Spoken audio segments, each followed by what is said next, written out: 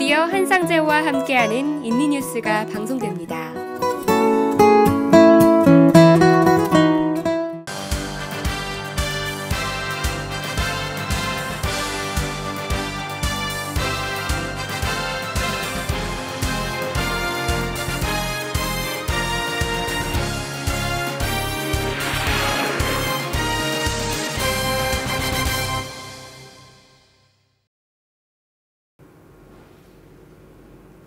네, 여러분 안녕하십니까? 한상재입니다. 지금부터 7월 9일 한상재와 함께하는 인도네시아 주간 뉴스 브리핑과 해설을 시작하겠습니다.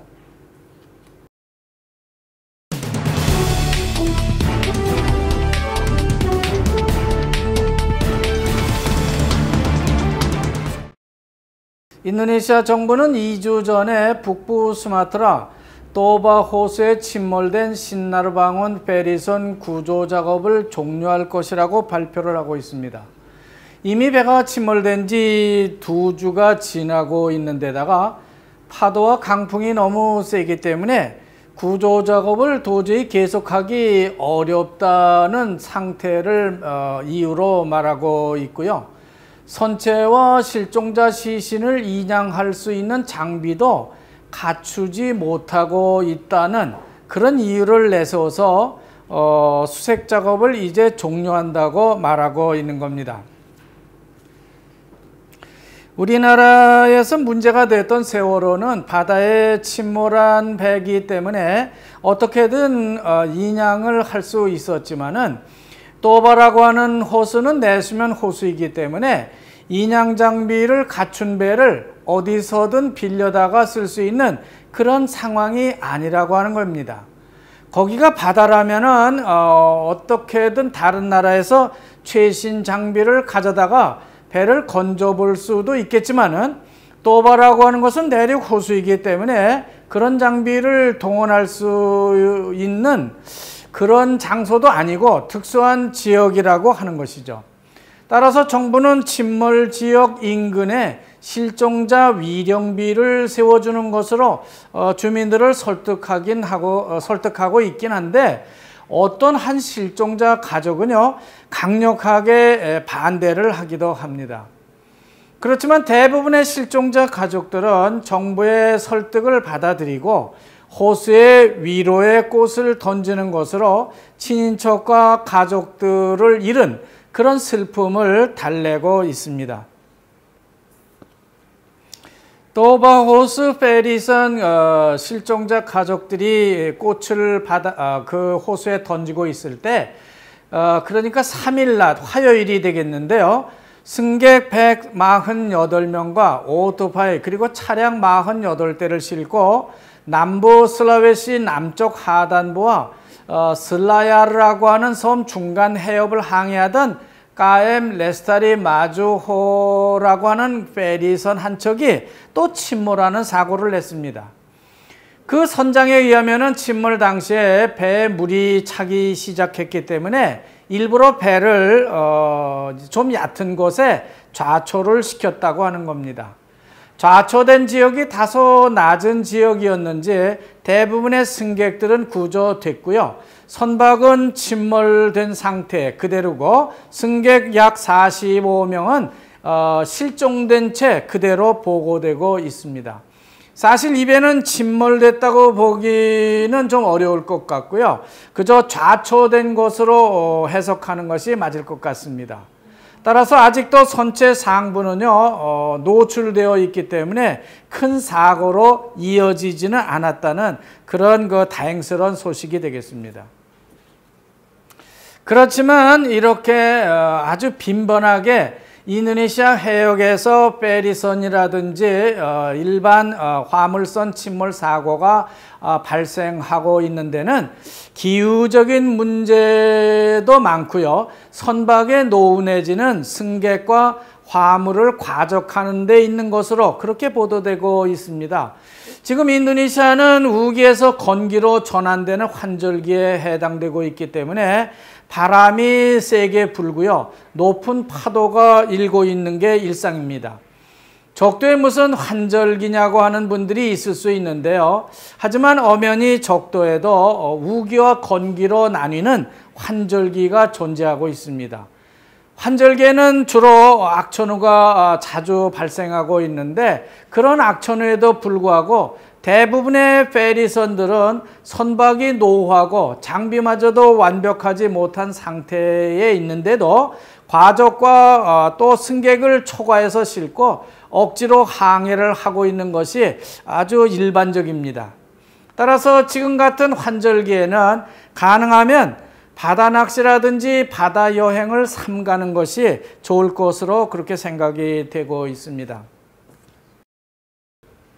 일본이 돌연 남중국해와 인도양 쪽으로 헬리콥터를 탑재한 항공모함 한 척을 보낼 것이라고 하는 외신이 전해지면서 주목을 받고 있습니다.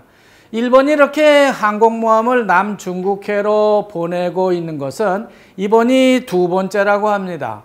그렇지만 미국 항공모함처럼 항해의 자유작전, 즉 Freedom of Navigation Operation을 하는 것은 아니고 단지 인도-패시픽 라인에 대한 프로모션이라고 선을 긋고 있습니다. 아마 중국의 시진핑 발언을 염두에 뒀기 때문에 그렇게 말하고 있는 것 같습니다.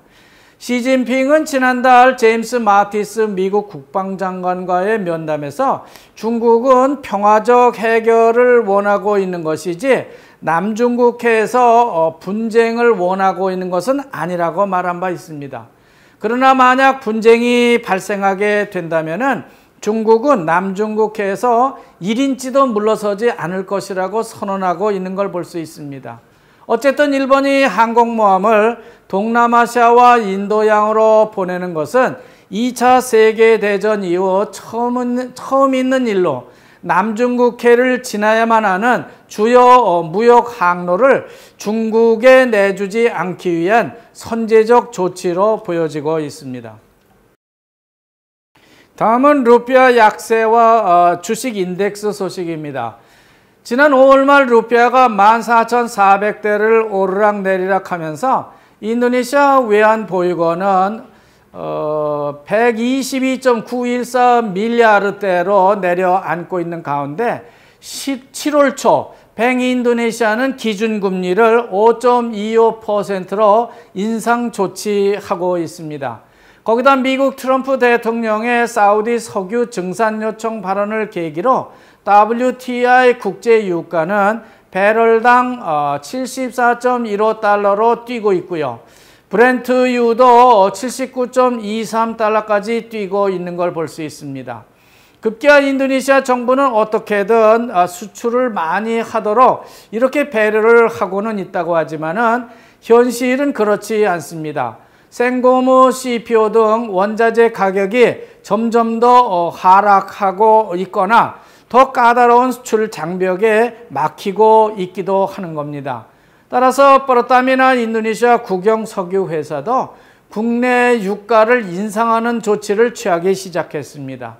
자바와 발리 지역의 경우 퍼르타막스 기름을 한번 넣으면 리터당 600루피아를 더해서 지금은 9,500루피아를 줘야만 1리터를 주유할 수 있게 되었습니다. 다음은 인도네시아 경제 상황입니다. 마침 지난주 주간 뉴스 브리핑을 마감하고 났는데 월요일 아침 신문에 보니까 또다시 인도네시아 국내 경제가 점점 더 압박을 받고 있다는 기사가 일면 톱으로 보도되고 있습니다. 글로벌 경제와 금융 지수의 불확실성이 인도네시아 경제를 매우 압박하고 있다고 하는 겁니다. 사실상 무역, 국제 유가의 상승 그리고 미중 간 무역 전쟁의 여파가 인도네시아 국내 경기마저 크게 압박하고 있다고 하는 것이죠. 특히 미국과 중국의 무역 전쟁 탓이라고 정부는 강하게 비난하는 기사가 많이 보도되고 있습니다. 미국 연준의 금리 인상 조치도 조치겠지만 향후 연준의 금리 인상 계획 그리고 중국 17개의 은행이 구조조정을 했다는 소식과 지불 준비율을 5% 하향 조치까지 했다는 그런 소식이 전해지면서 인도네시아 경제는 큰 영향을 받고 있는 것으로 그렇게 분석되고 있습니다.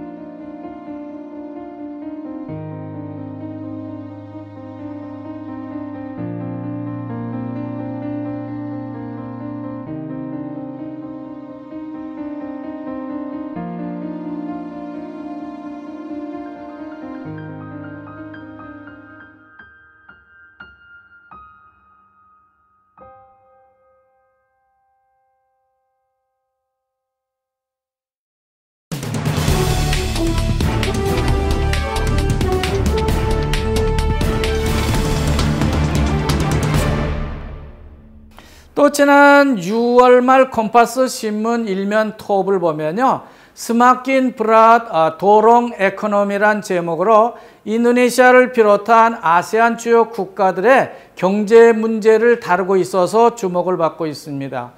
아세안 국가들의 문제보다는 특히 인도네시아 경제가 더 어렵게 돌아가고 있다는 것을 우려하고 있는 것으로 보여집니다.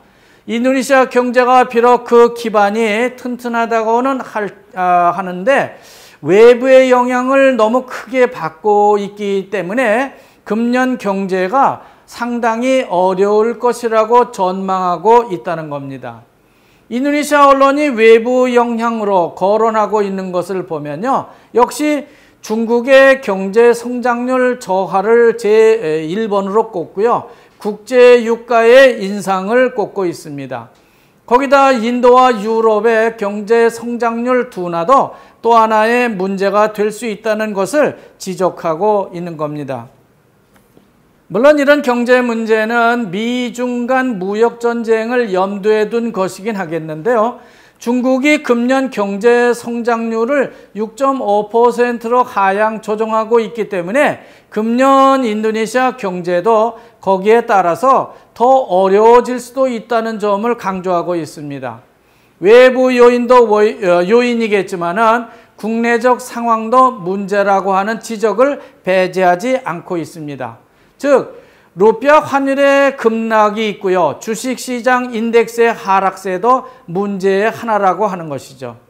루피아 환율을 보면요. 지난달 28일 한때 14,271루피아, 7월 초에는 14,400루피아, 뱅 인도네시아 금리를 인상한 후에도 보면요. 14,000루피아대를 내려가지 못하고 있는데 지난 2015년 10월 달에도 보면은 14,382루피아까지 하락한 적이 있기 때문에 대조를 해보면서 인도네시아 경제를 굉장히 주의 깊게 보고 있다고 하는 겁니다.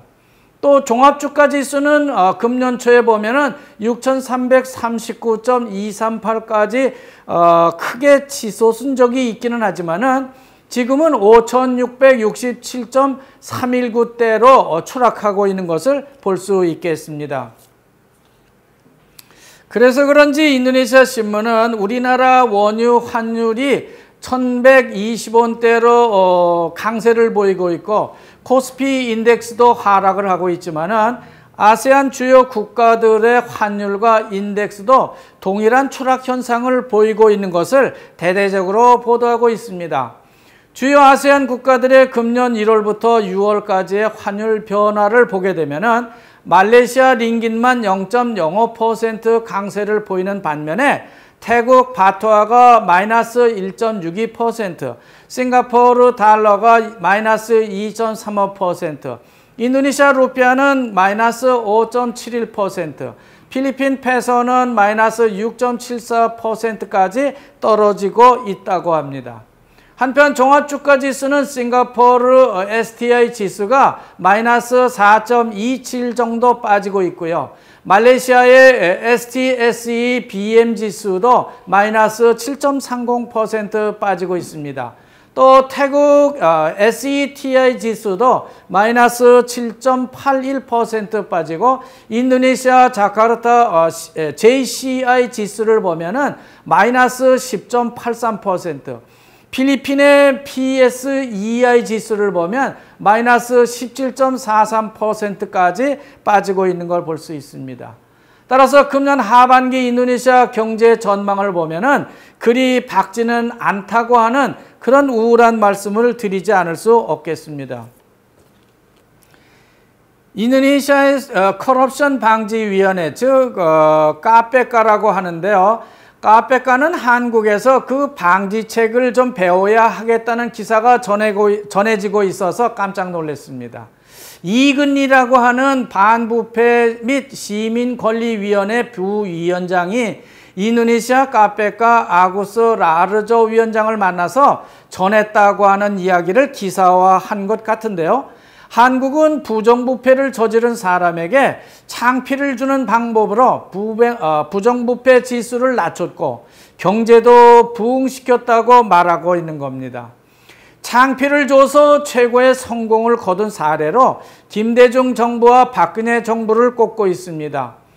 박근혜 정부는 대대적인 개혁을 시도하다가 본인이 그만 그 혐의를 뒤집어 쓰고 있으면서 김대중 정부는 보면은 두 아들의 부정부패 때문에 대통령이 대국민 사과까지 하고 말았다고 말하고 있는 것이죠.